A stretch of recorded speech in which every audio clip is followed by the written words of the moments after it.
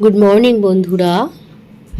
আজকে সকালবেলা আমার উঠতে অনেকটা দেরি হয়ে গেছে, তাই তাড়াতাড়ি আমি ভাত আর পটল পোস্ত চাপিয়ে দিয়েছি, কারণ আমার কর্তামশাই অফিস যাবে।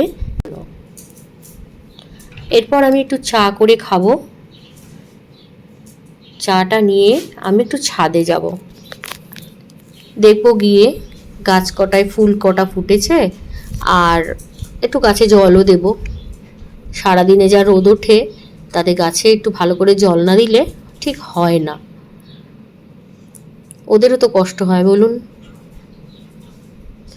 বাহ, এখানে একটা কত বড় লাল জবা ফুটেছে, কি সুন্দর দেখতে লাগছে।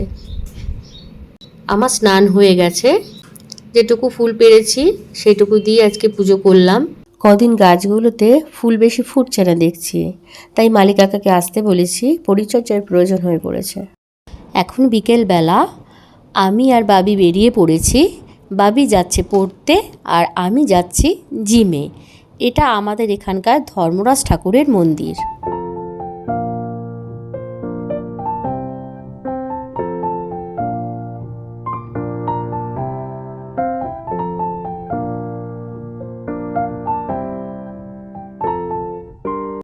আমার জিম করা হয়ে গেছে। আজকে খুব হার্ড এক্সারসাইজ ছিল, আমি ভীষণ টায়ার্ড। তাহলে একেবারে বাড়ি থেকে দেখা হচ্ছে বন্ধুরা। আমি বাড়িতে এসে গেছি, চট করে ডিনারটা বানিয়ে নিই।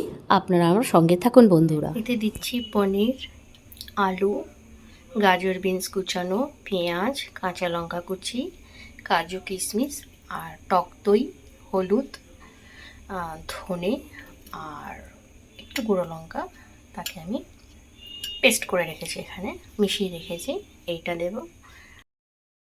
বানানো হয়ে গেছে আমার স্টাইলে পনির তেহেরি পোলাও। আপনারা যদি চান এইটা আমার চ্যানেলে আমি শেয়ার করব, অবশ্যই কমেন্ট করে জানাবেন। এখন রাত 11টা বাজে, আমার ডিনার অনেক আগেই হয়ে গেছে। দেখা হচ্ছে পরের ভ্লগে।